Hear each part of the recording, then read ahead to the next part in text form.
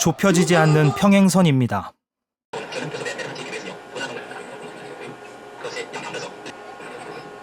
(1965년) 한국과 일본은 어두운 과거를 뒤로하고 정식으로 국교를 맺습니다.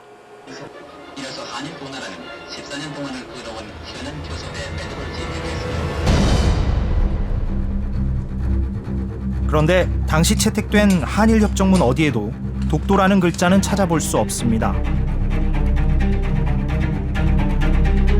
독도는 아예 거론되지 않았던 걸까?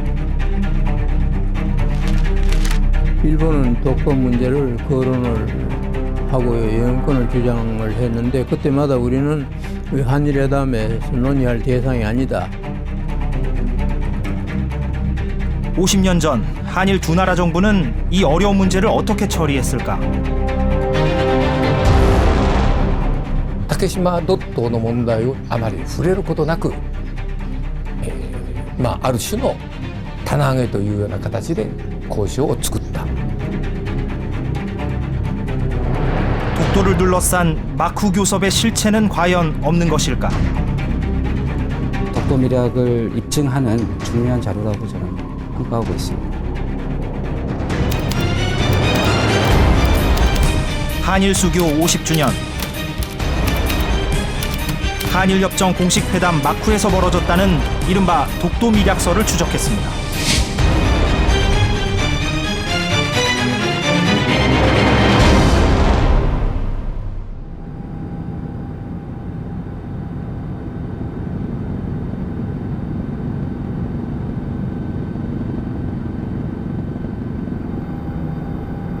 경상북도 울릉군 울릉읍 독도리.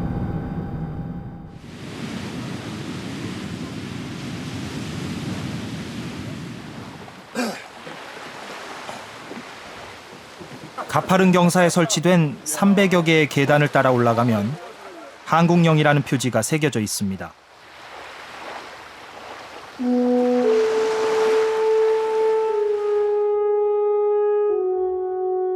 독도 의용수비대. 한국전쟁의 혼란한 틈을 타 독도를 엿보던 일본 측에 맞서기 위해 33명의 의용수비대원들이 자발적으로 독도를 지켰습니다. 정부 지원금 한 푼 없이 애국심만 가지고 나섰던 민간인들이었습니다.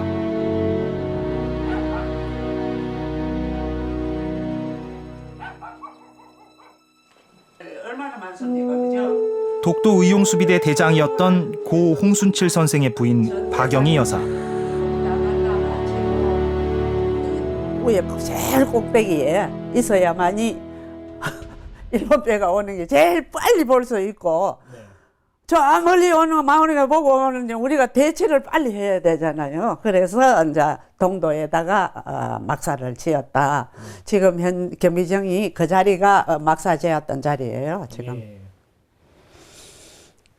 독도에 못 가지. 울릉도에만 계셨고. 예. 전쟁이 남긴 상처에 신음하던 국가를 대신해서 독도를 지켜낸 3년여의 시간이었습니다. 군에 있을 때. 그 꼭대기에 막사를 전부 다 대원들이 제목을 전부 다 짊어지고 하나씩 갖다 올리고 이래가지고 막사를 짓고 이래 한 거예요. 얼마나 고통이 많았겠습니까, 그죠? 애를 많이 먹었지. 그런데 그 지금을 생각하니까 대원들이 너무 고마워요. 홍 대장의 명에 따라줬으니까. 고 홍순칠 대장은 독도의 실효적 지배를 강화하기 위해선 독도 개발을 본격화해야 한다고 주장했습니다. 1960년대 말부터 여러 차례 독도 개발 계획서를 제출했지만 정부는 받아들이지 않았습니다. 홍 대장이 우리 대원들이 거기 가 살겠다. 그 살고 있어야만이 실효적인 지배를 강화할 수 있다. 누구도 생각 못한 거 홍 대장이 개발 계획서를 해가지고 우리 대원들이 10사람은 거기가 거주를 하겠다. 거주할 집을 만들어 두고 그래 올리거든. 돈 없다 이래 보는 거예요. 거절을 해보는 거예요. 도로 내가 생각해 골치 아파했는 거 아닌가? 한일 간의 문제가 시끄러웠어요. 그죠? 네. 독도 관계 때문에. 한국과 일본은 14년이나 꼭 50년 전인 1965년 6월 한일협정이 조인됐습니다. 14년 동안의 진통 끝에 나온 결과였습니다. 협상의 쟁점은 여러 가지였지만 특히 독도 문제는 가장 치열한 공방이 오갔던 사안이었습니다. 한일 국교 정상화로 가는데 가장 어려운 과제 가운데 하나였습니다. 일본은 항상 그 독도 문제를 거론을 하고요, 영권을 주장을 했는데 그때마다 우리는 한일회담에서 논의할 대상이 아니다. 고 일축을 하고 또 우리의 그 고유 영토다 하는 것을 주장을 해서 일본의 토의에 응하지 않아 왔습니다. 풀기 어려운 문제를 두고 한일 당국자 사이에서 독도 폭파 발언까지 나올 정도였습니다. 사실상 독도는 가치가 없는 섬이다. 크기는 히비야 공원 정도인데 폭파라도 해서 없애버리면 문제가 없을 것이다.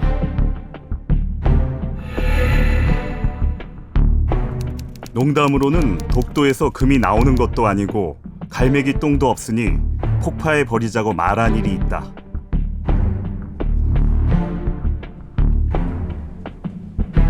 그런데 흥미로운 점은 한일협정문 어디에도 독도 또는 다케시마라는 문구를 찾아볼 수 없다는 점입니다. 가장 뜨거운 쟁점이었는데 협정문 어디에도 찾아볼 수 없다는 역설. 당시 한일 수교 과정에는 어떤 일이 있었던 것일까?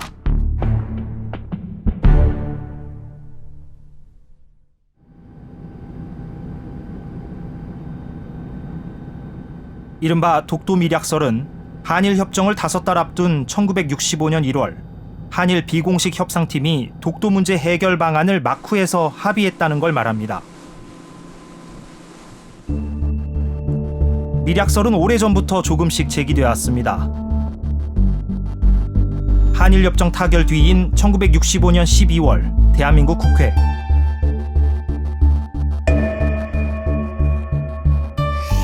질의에 나선 민중당 김대중, 한건수, 이정래 의원 등은 이번에 타결된 한일 조약에서 독도 문제를 둘러싸고 어떤 밀약이 있는 것이 아니냐고 따졌다. 그로부터 20년 뒤 1985년에는 김종필 전 총리의 친형인 고 김종락 씨가 마쿠 활동을 했다며 자신의 이야기를 언론에 일부 털어놓습니다. 동생의 뒤를 이어 한일 국교 정상화의 마쿠 주역을 맡은 것은 참으로 묘한 인연이었다. 교섭은 철저히 베일 속에 가려진 채 진행됐다. 아는 사람은 박정희 대통령, 정일권 국무총리, 김영옥 중앙정보부장 등 3명밖에 없었다.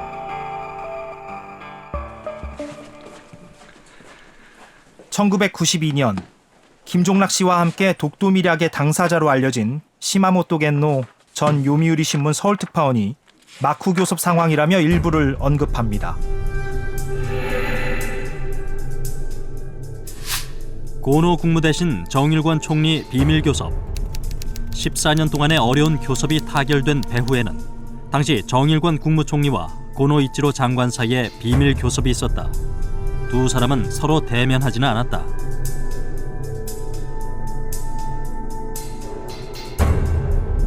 김종락 씨와 시마모토 겐노.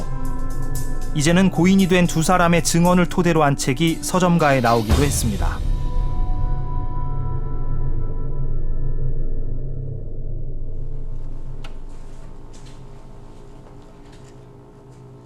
그렇다면 독도 밀약설의 구체적 내용은 무엇일까? 생전의 당사자들은 독도 밀약이 최종 합의된 시점이 한일 회담 막바지인 1965년 1월 11일쯤이라고 말했습니다.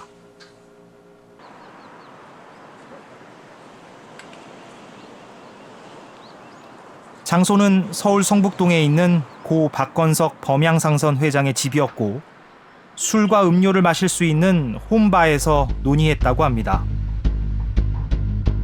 당시 박 회장 집에 모였다는 사람은 모두 5명.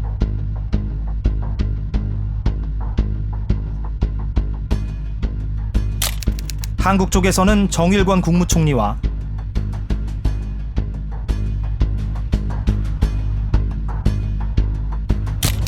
김종필 전 중앙정보부장의 친형 김종락 씨,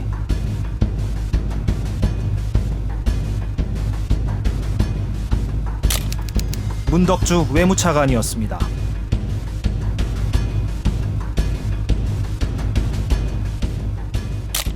일본 쪽에서는 고노 이치로 국무대신의 지침을 받고 한국에 온 우노 소스케 일본 중의원 의원,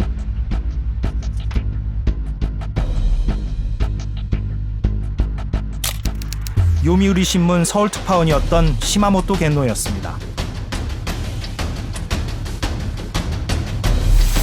이제는 모두 고인이 된 이들이 이른바 독도 밀약을 위한 회동에 참석했었다는 게 생전 당사자들의 회고입니다.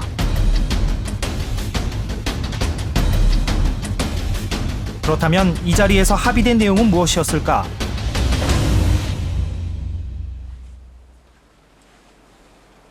이 자리에 동석했다는 시마모토 겐노는 2005년이 돼서야 개간지 일한협력에 그 내용을 처음으로 공개했습니다.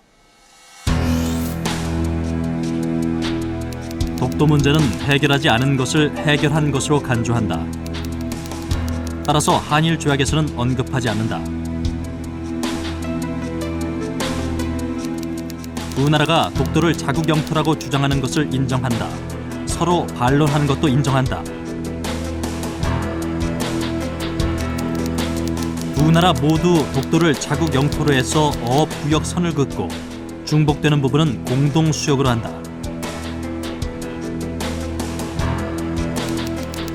한국은 독도의 현 상태를 유지하며 경비원을 늘리거나 시설을 증축하지 않는다.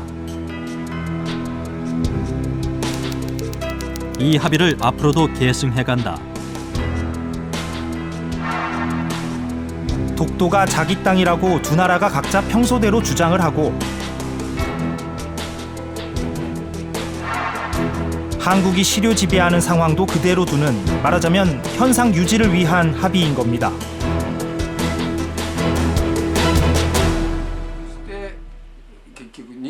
골치 아픈 문제를 뒤로 미뤄두자는 보류의 의미를 가지고 있다고 평가됩니다. 意味があるかどうか分かりませんけど、竹島ドットの問題を言っていれば交渉は成立しませんから、それで基本的にはこの問題にあまり触れることなく、ある種の棚上げというような形で交渉を作った。 그렇다면 그런 합의 내용이 담긴 문서는 지금 어디에 있을까?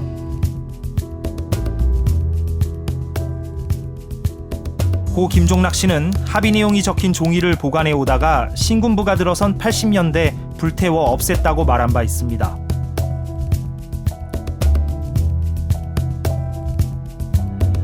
당사자들의 구체적인 증언은 있는데 증거가 뒷받침되지 않다 보니 독도 밀약의 실체를 둘러싸고 있다 없다 주장이 엇갈렸습니다.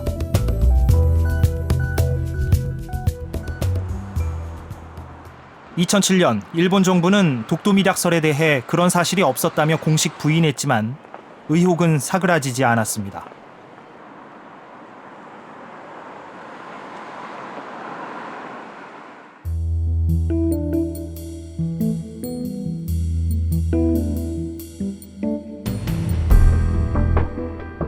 그런데 독도 밀약이 실제로 있었는지 여부를 떠나 밀약설의 내용을 떠올리게 하는 어떤 현상들이 이어져 왔습니다.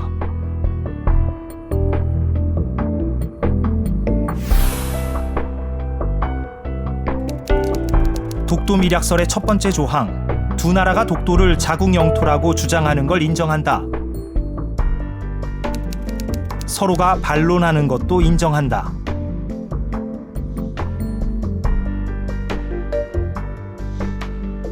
한일 회담이 진행될 당시에도 또 협정이 체결된 직후에도 일본은 독도가 일본 땅이라는 내용의 구상서를 한국 정부에 보내왔습니다.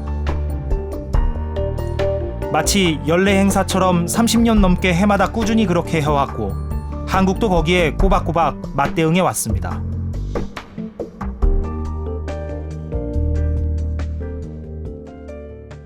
그 장관 그 매년 3일 전날 3월 1일 일본 그 제 대한민국 일본군 대사관 명의로 저희 외교부에 구상서가 날라오죠.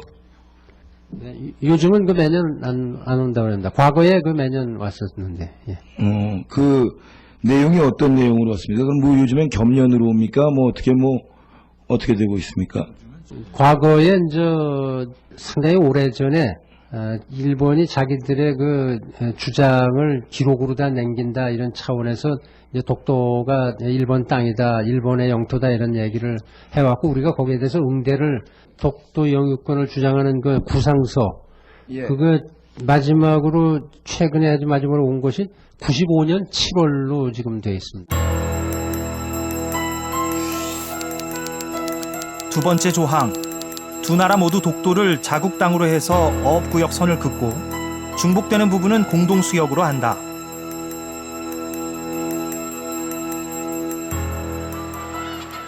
실제 1965년 타결된 한일 어업협정에서는 독도 주변 해역이 두 나라 모두 조업이 가능한 공동 규제 수역으로 포함됐습니다.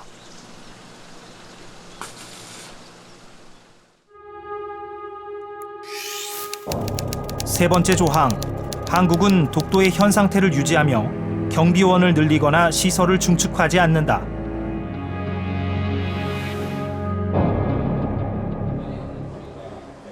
일본은 한일 수교 이후 한국의 독도 시료 지배를 위협할 만한 물리적 행사를 시도한 적은 사실상 없었습니다.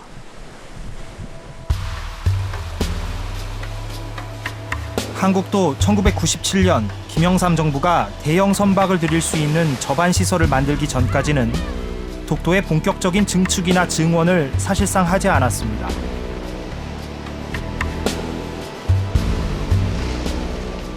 僕が外務省で仕事をしている中で一つ言えることは65年から90年代の前半までその密約が本当にあったかなかったかは別としてですねあの密約に書いてあるような大体そういうような形で日本と韓国の間で竹島問題は政府間でですね処理されてきたのは僕は事実だと思います。 독도 밀약설의 실체를 뒷받침할 근거 자료는 정말 없는 걸까? 취재진은 한일협정 외교문서를 분류하고 많은 연구 성과를 낸 국민대 일본학 연구소와 함께 독도 밀약설의 실체를 추적했습니다. 일본 정부가 2008년부터 지난해까지 공개해온 외교문서 6만여 쪽, 한국 측 외교문서 3만여 쪽 등 두 나라 정부 문서를 중심으로 정밀한 검토를 진행했습니다.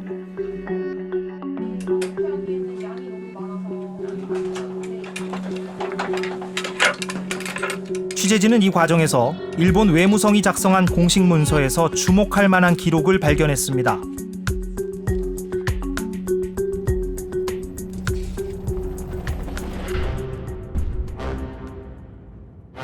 한일협정 타결 이후 작성된 이 문서에는 독도 밀약에 참여했다는 바로 그 당사자들이 마쿠 교섭을 했던 과정이 기록돼 있습니다.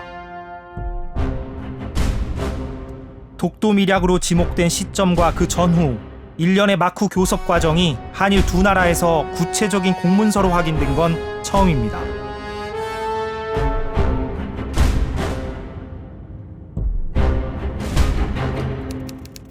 한일 간의 외무 관계자에 의한 교섭과는 별도로 1964년 말부터 1965년 1월에 고노이치로 국무대신의 뜻에 의해 우노 소속의 국회의원이 한국에 방문해 비밀리에 정일권 총리와 회담했다.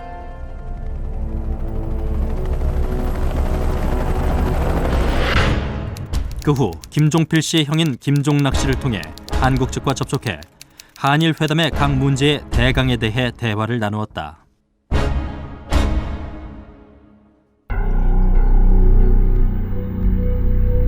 고노이치로 국무대신의 오른팔로 불렸던 우노 의원이 비밀리에 먼저 1차로 한국을 방문했다고 기록돼 있습니다.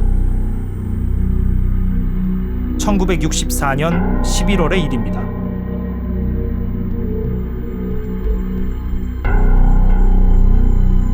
우노의 방한에 이어 이번에는 한국 측의 밀사 역할이었던 김종락 씨가 일본을 방문했다는 기록이 나옵니다. 1964년 12월입니다. 김종락 씨는 마쿠 교섭의 일본 측 대표격인 고노 이치로의 방한을 요청합니다. 이 과정에서 양측의 미묘한 신경전도 읽힙니다.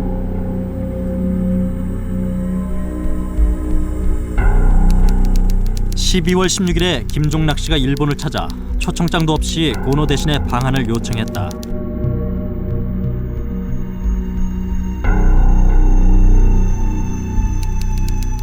고노 대신은 한국 측이 어떤 이야기를 꺼낼지 사전에 알려주지 않는다면 방한할 수 없다는 태도를 보였다.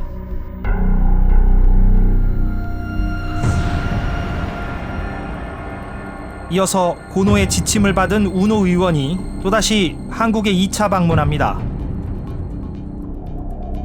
이른바 독도 밀약의 최종 합의가 있었다고 당사자들이 증언했던 바로 그 시점, 1965년 1월 11일쯤입니다.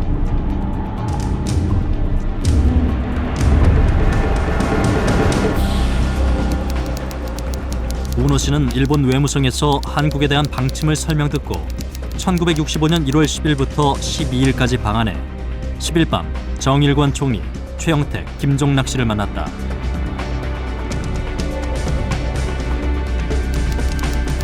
(12일에는) 이들 3명 외에 외무부 차관까지 합류해 회동을 했고 각종 현안에 대한 일본 측의 입장을 설명했다.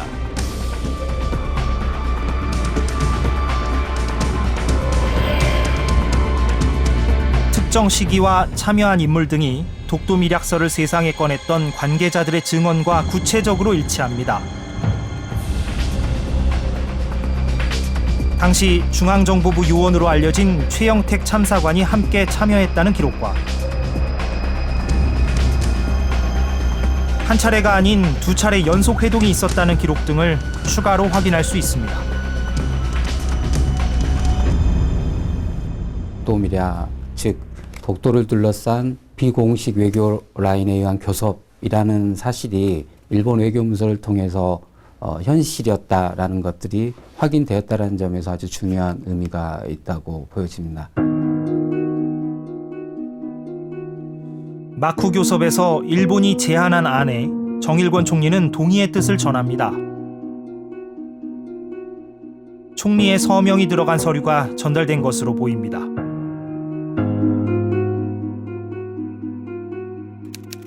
정일권 총리가 기본 사안과 기타 사항에 대해 일본 측 안에 동의한다는 뜻을 전달했다.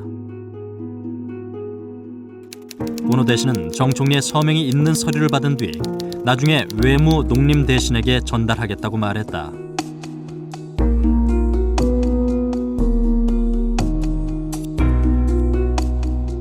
비밀 마쿠 교섭의 특성상 무엇을 논의했는지와 독도에 대한 직접적 언급은 기록돼 있지 않습니다. 당시 한일회담 막바지 최대 쟁점은 어업 문제와 평화선 그리고 독도였습니다.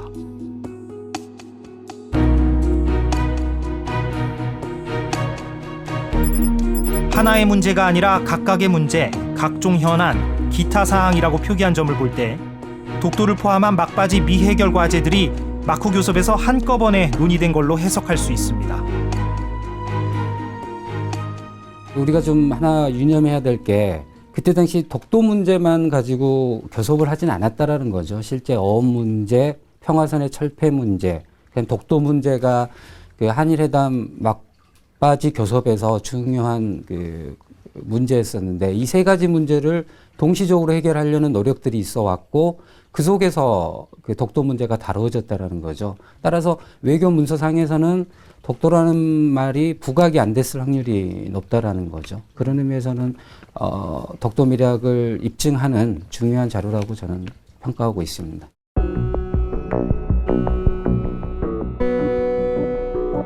이런 마쿠 교섭을 중시한 한국 태도에 대해 일본 관료들의 평가도 엿볼 수 있습니다.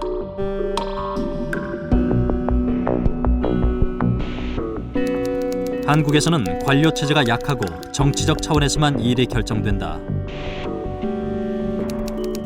한국의 정치가는 그들이 흔히 말하는 일본 측 거물 정치인과 결론을 내리면 나머지는 순조롭게 된다는 오해를 일반적으로 가지고 있어서 고노 대신과 같은 거물과의 교섭을 중시하고 있었음에 틀림없다.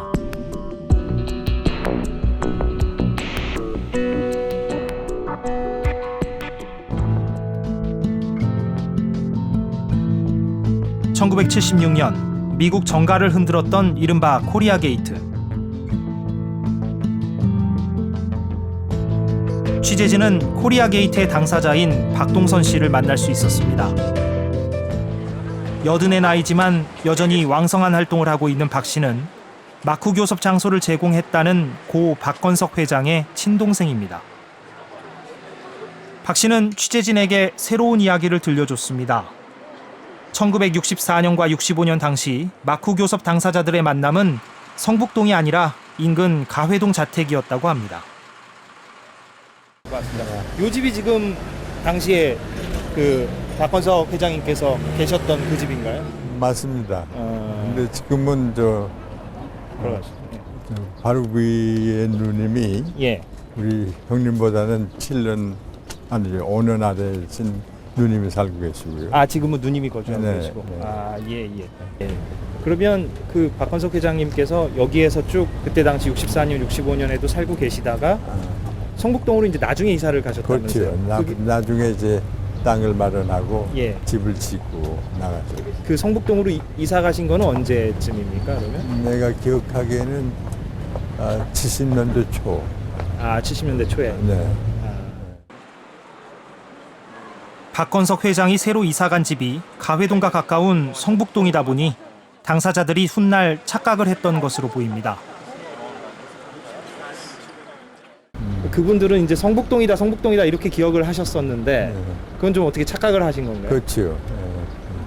제가 그 당시에 형님하고 주고받고 얘기도 있었고 또 제가 기억하기에는 1964년도 여름이라고 생각했다는데 그때부터 여러 차례 일본에서도 국회의원들이 오시고 그래가지고 독도에 대한 협상을 한 걸로 알고 있습니다. 막후 교섭 참석자들이 이용했다는 홈바도 가회동 자택 반지하 공간에 지금도 남아있다고 합니다. 그럼 그때도 홈바에서 이제 얘기가 오갔다고 그렇게 증언들을 하셨는데 이제 그 돌아가시기 전에 김종락 씨라든가 시마모토 선생님께서 근데 지금도 그 홈바 형태가 남아 있습니다. 아 그렇습니다. 네. 이게 누설되거나 그러면은 이제 큰 문제가 생기니까 네. 상당히 장소를 결정하는데 신경을 썼던 것 같아요. 예. 근데 우리 형님이면은 믿을 수 있으니까 근데 형님이 협상에 직접 참여한 건 아니고 제가 듣기에는 형님은 또 정치인들이 주변에 많았지만은 정치를 좋아하고 뭐 이런 거를 그렇게 원하는 분이 아니기 때문에.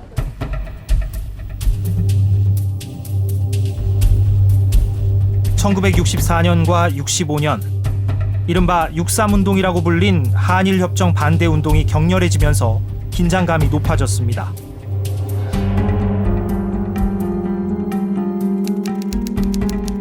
한국 측은 한일 회담의 대강을 한국의 학교가 쉬는 방학 동안에 정해버리고 싶은 생각이다.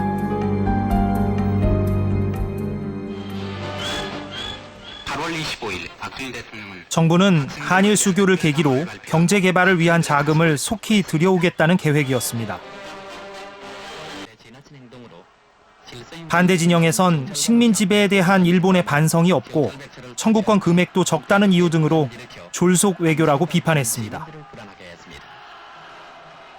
민족적 민주주의 장례식에서 제가 조사를 낭독하고 하니까 집권층에서 엄청나게 분노했다고 합니다. 규모 면에서도 대규모였지만은 일반 시민들의 지지도는 대단했다고 할 수가 있죠. 정식 교섭과 막후 교섭. 한국 정부는 공식 비공식 통로를 모두 가동해 국교 수립을 신속히 추진했습니다. 그런데 교섭 막바지로 갈수록 내부 분위기가 좀 달라집니다. 당시 공식 협상과 마쿠 협상 사이에는 얼마나 긴밀한 소통이 이뤄졌을까?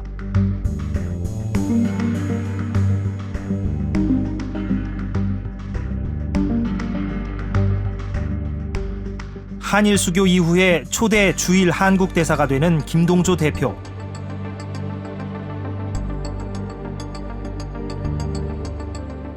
한국 측 공식 협상단의 핵심이었던 그가 마쿠 교섭에 대해 보였던 반응이라며 일본 측이 전원 형식으로 기록하고 있습니다.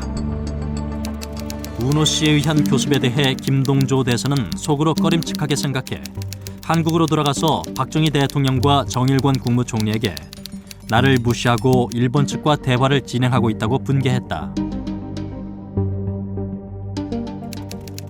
이에 대해 정 총리가 달래면서 대표는 대표로서 열심히 일해달라, 우리들도 열심히 하겠다고 말했다고 한다.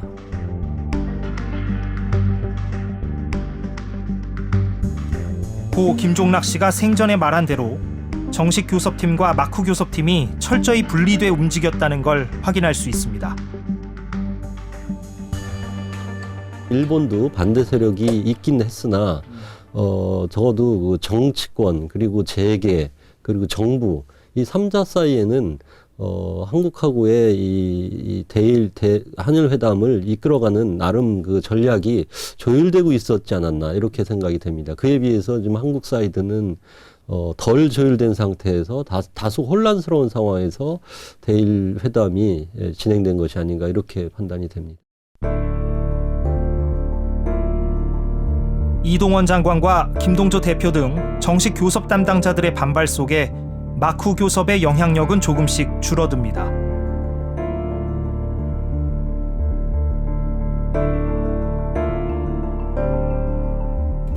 이후에 이명 교섭이 흐지부지 된 듯하다는 일본 외무성의 자체 평가를 확인할 수 있습니다. 최고위층까지 참여했던 마쿠 교섭은 왜 흐지부지 됐을까? 일본 측은 가장 중요한 이유로 김동조 대사가 참여한 정식 외교 경로를 통한 교섭이 순조롭게 추진되었기 때문이라고 분석합니다.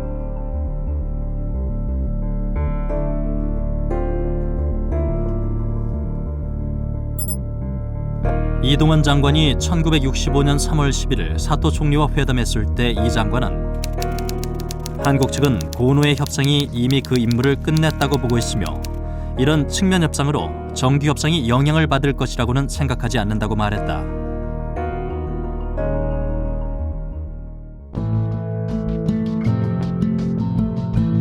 흐지부지됐다는 마쿠 이면 협상. 그렇다면 이른바 독도 밀약은 아무런 역할을 하지 못하고 그냥 사라져 버렸다는 얘기일까? 두 나라 공식 협상단은 독도 밀약이 있었다고 지목된 1965년 1월 이후에도 독도 문제를 둘러싸고 신경전을 계속합니다. 한일 협정이 조인된 6월 22일 당일까지도 독도 문제는 해결이 쉽지 않았습니다. 치열한 줄다리기 끝에 두 나라는 결국 한일 협정 마지막 날 하나의 합의서를 채택합니다. 분쟁 해결에 관한 교환 공문. 두 나라의 분쟁이 있을 때 어떻게 해결해야 하는지 그 원칙과 절차를 적어놓은 합의문입니다. 양국 간의 분쟁은 우선 외교상의 경로를 통하여 해결하는 것으로 하고 이에 의하여 해결할 수가 없을 경우에는 양국 정부가 합의하는 절차에 따라 조정에 의하여 해결을 도모한다. 이 합의문이 나오기까지 한국과 일본은 적잖은 진통을 겪었습니다. 문구 하나가 문제였습니다. 독도라는 단어를 넣어야 하느냐 빼야 하느냐가 관건이었던 겁니다.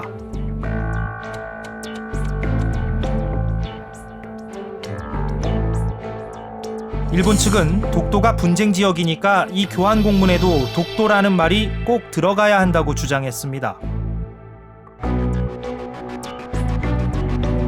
그러나 한국 측은 독도가 엄연히 한국 땅이고 분쟁 지역이 아니기 때문에 독도를 집어넣을 수 없다고 반박했습니다. 서로의 입장이 팽팽하게 맞섰고 그 뒤에 수석 대표 회의에서도 서로가 절대로 서로 입장을 양보를 안 하고 결국은 6월 22일 날 기본조약과 기타 협정 서명하는 날까지 이 문제가 미결로 그냥 이어져 왔습니다. 팽팽한 대립은 어떻게 결론이 났을까?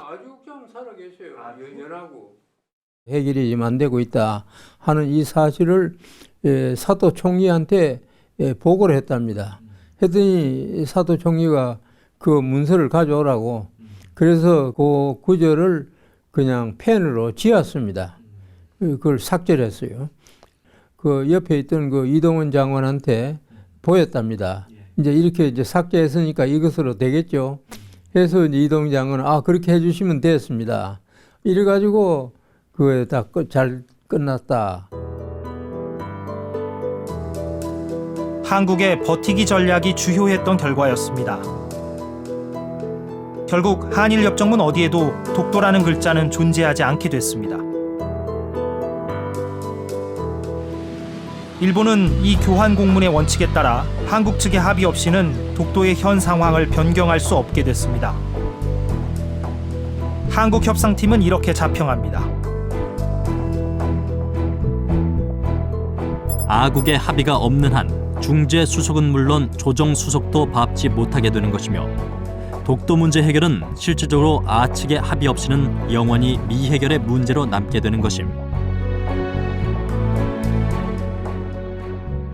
분쟁 해결에 관한 교환 공문 그 자체만 놓고 보면은 한일 회담에서 그 한국이 상당히 그 유리한 그 입지에서 획득한 하나의 그 성과물이다 이렇게 해석을 하고 싶습니다. 그런데 그 후 주목할 만한 일이 진행됩니다. 똑같은 합의문을 두고 일본이 우리와는 정반대의 해석을 내놓기 시작한 겁니다. 독도는 우리 영토이므로 분쟁 해결의 대상이 될 수 없고 따라서 교환 공문에는 독도 문제를 예상하고 있지 않습니다.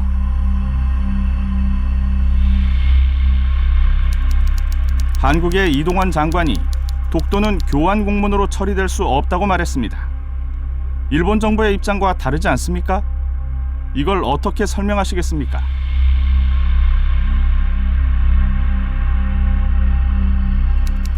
외국 대신의 말보다 일본 대신의 말을 더 믿어주셨으면 합니다.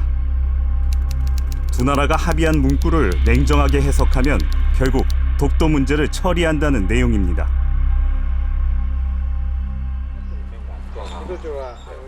같은 합의문을 놓고 독도가 들어있는 건지 없는 건지 각자 정반대로 받아들였던 겁니다. これは外交上でいうと同床異夢と言いまして同じベッドの中で別の夢を見ると同床異夢という本当に問題が難しくなると外交官というのはそういう形で問題を処理するんですね。日本は日本の解釈、韓国は韓国の解釈。 똑같은 합의문인데 서로 다른 해석과 서로 다른 주장. 각자 자기 입장에 따라 행동한다는 이런 원칙과 공감대를 두 나라 외교 당국이 사전에 조율했음을 시사하는 대목이 나옵니다. 이동환 장관은 한국 측 대표단이 귀국 후 교환 공문에 독도가 포함되지 않는다는 취지를 말하는 일이 있어도 일본 측은 공식적으로 반론을 제기하지 말아달라.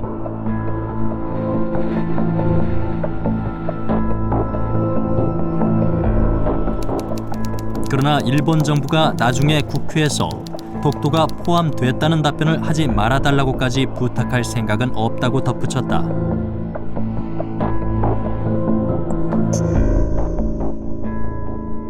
이에 대해 사토 총리는 알겠다고 답했다.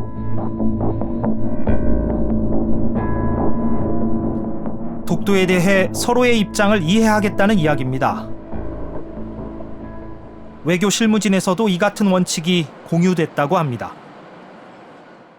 국교 정상화 후에 66년에 어느 날 그 일본의 북동학과장, 한국 담당입니다. 북동학과장하고 제가 만났을 때 독도 문제에 대해서 일본 측이 언급을 했습니다. 일본에 대한 그 독도에 대한 일본 입장은 여전히 변함이 없다. 그러니까 그 1년에 한 번씩 그냥 그 외교 문서로 구상서로 가지고 한국 측에다가 그 독도 영유권을 일본 입장을 주장하는 그런 공문서를 보내겠는데 이것은 언론에 발표를 안 하고 조용히 보내겠다. 그렇게 이해를 해달라고 저희한테 얘기를 했습니다. 우리가 거부한다고 해서 일본이 자기 입장을 철회할 리가 없을 거니까 우리는 그대로 과거에 한 것처럼 일본의 그 항의 문서 또 일본 주장 문서를 그대로 받고 우리도 조용하게 그 우리 한국의 반론, 우리 한국 입장을 비슷한 외교 문서로 그대로 일본 측에 전달하고 우리도 언론에다가 그것을 특별히 발표 안 하고 이렇게 하기로 방침을 정하고 계속 그 뒤에 오랫동안 그 관행을 그대로 유지를 해왔습니다. 한일 두 나라 각자 독도 영유권을 주장하고 한국의 시료 지배 상태는 그대로 둔다는 독도 밀약의 합의 정신이 있었기 때문에 이런 일이 가능했다고 전문가들은 분석합니다. 독도 밀약에 이르는 그 과정 그리고 독도 밀약이 불가피하다고 생각하는 당시 그 교섭자들의 어떤 컨센서스 뭐 일종의 그 합의의 정신, 철학이라고 할까요? 그런 그 내용들은 이후에도 이어졌다 또는 계승되었다 또는 그 전승되었다 이렇게 해석은 할 수 있을 것 같습니다. 결국 한일 협정의 모든 것을 결정지은 건 아니지만 영토 문제에서 어떤 공감대를 만들었고 교착된 협상의 돌파구 역할을 했을 거라는 겁니다.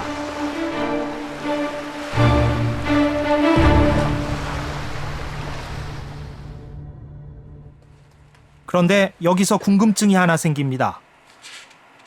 마쿠 협상 내용을 적은 문건은 어디에 있을까 하는 물음입니다. 고 김종락 씨는 독도 밀약이 적힌 종이를 80년대 신군부의 반응이 두려워서 태워 없앴다고 말했습니다.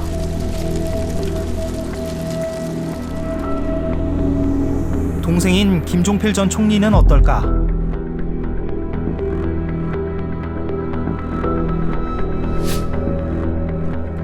일본 외무성 문서에는 김종필 전 총리도 당시 이명교섭에 관여했던 것 같다고 적고 있습니다. 취재진은 김 전 총리가 지난 2005년 요미우리 신문 강연회에서 말한 내용 가운데 주목할 만한 대목을 찾을 수 있었습니다.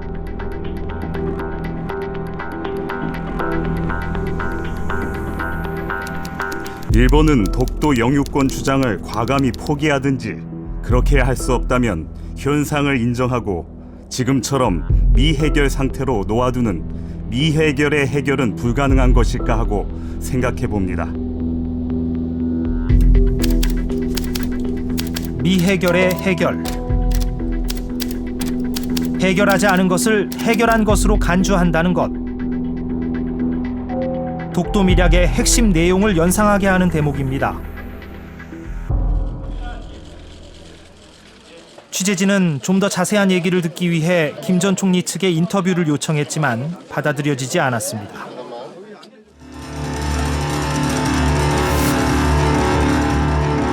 그렇다면 당시 청와대에는 보고가 올라갔을까?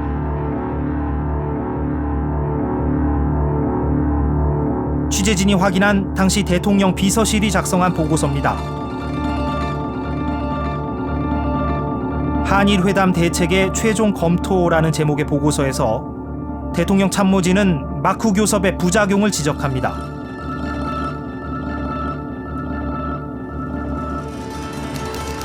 한국 측은 마쿠 교섭의 선이 너무 많음, 어느 선이 정통인지 일본 측에 판단 착오를 줄 수 있음, 그런 마쿠 교섭 라인으로 장기영 시선과 최영택 시선을 거론하고 있습니다. 그리고 최영택 시선에서 독도 밀약의 주역으로 꼽히는 고노 이치로를 언급합니다.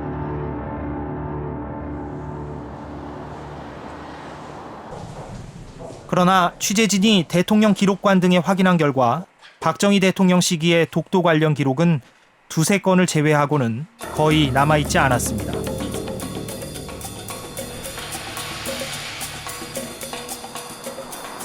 취재진이 한국 외교부의 독도 밀약에 대한 공식 입장을 확인한 결과 밀약이 없었다는 입장을 전해왔습니다.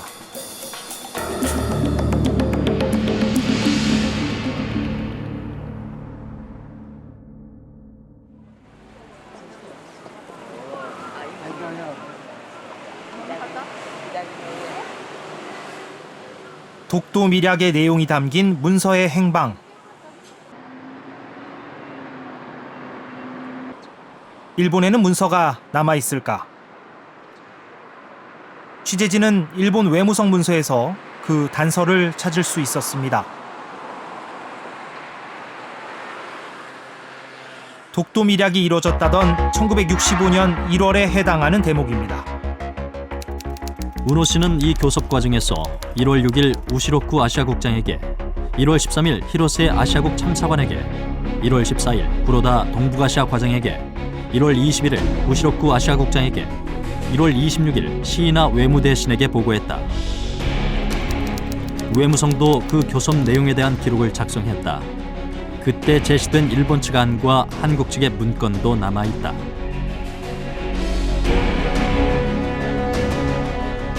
우노 의원이 일본 외무성에 마쿠 교섭 내용을 일일이 보고했고 외무성도 그 내용을 보고서로 작성했다는 겁니다. 더 나아가 합의되기 이전에 일본 측 안과 한국 측 안이 각각 문서로 남아있다는 대목도 주목됩니다. 독도 밀약서가 포함됐거나 혹은 그 내용이 간접적으로 적힌 보고서가 있을 가능성이 충분합니다.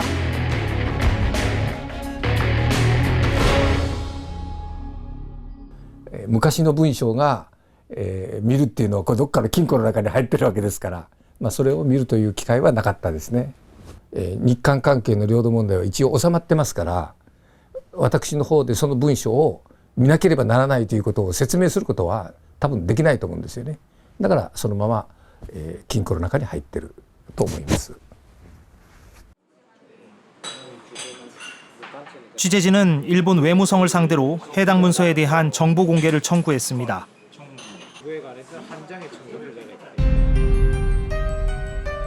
16일이 지나 외무성의 답변이 도착했습니다.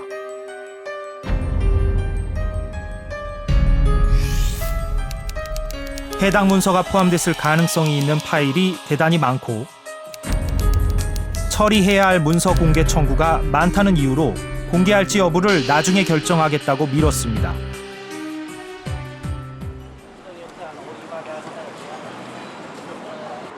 독도 밀약을 공식 부인하는 일본 정부가 해당 자료를 공개하기는 쉽지 않아 보입니다. 자기들이 일본 땅이라고 주장한다면 보여줘야지. 근거를 보여줘야지. 근거 없이. 그래서 우리 땅 말이 안 돼요. 그러니까 주장하고 싶으면 보여라는 거예요. 근데 그것도 안 보이고. 그래서 우리 땅 그 말이 안 되잖아요.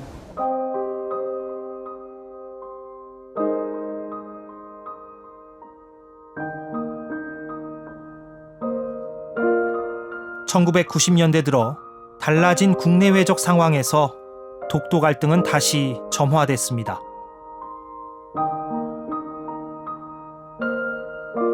그동안 냉전 체제 하에서의 반공 연대라고 하는 구심력이 강하게 작용했다라고 한다면 90년대 이후는 한일 관계를 점차 이완시키는 그런 원심력이 작용하는 시대로 접어들었다고 봅니다.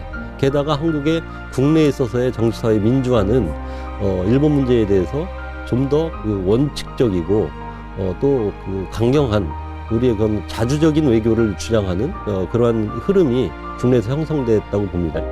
이 두 가지 요소가 혼합되면서 이 독도 문제가 서서히 판도라의 상자에서 나오게 되지 않았나 이렇게 진단이 됩니다. 한일 수교 50년.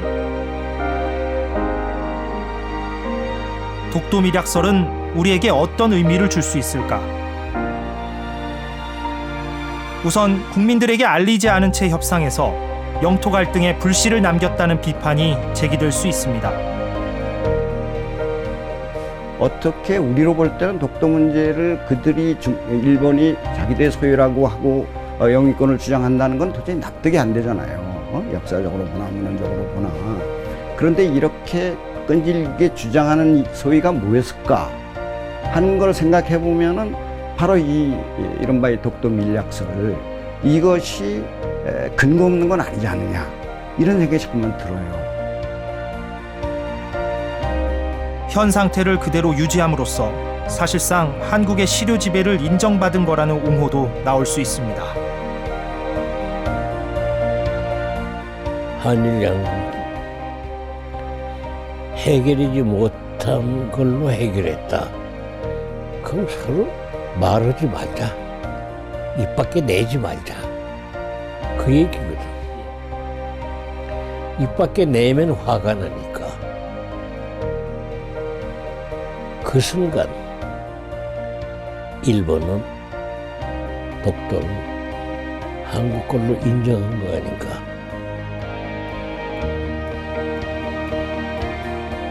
중요한 것은 현 시점에서 과거가 주는 교훈을 종합적으로 인식하는 일일 겁니다.